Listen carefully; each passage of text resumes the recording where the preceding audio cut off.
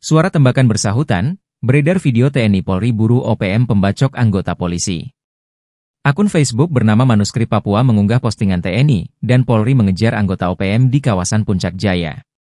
Berdasarkan keterangan pria yang diduga merekam kejadian tersebut, peristiwa ini terjadi pada hari Minggu 27 Oktober 2024. Berlokasi di kawasan pegunungan dan hutan, beberapa personil Polri dan TNI menenteng senjata menyisir kawasan tersebut. Mereka memakai rompi anti peluru dan helm. Di sela mereka patroli, sesekali terdengar suara tembakan dan sejumlah anggota keamanan berlindung di balik semak-semak maupun pepohonan.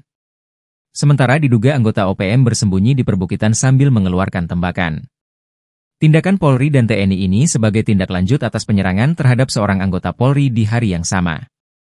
Anggota polisi itu diserang saat sedang berada di kios belakang Bandara Ilu, Distrik Ilu, Kabupaten Puncak Jaya, Provinsi Papua Tengah. Disebutkan korban mengalami luka bacok di berbagai anggota tubuhnya. Hingga kini belum diketahui persis kelompok OPM mana yang melakukan penyerangan tersebut.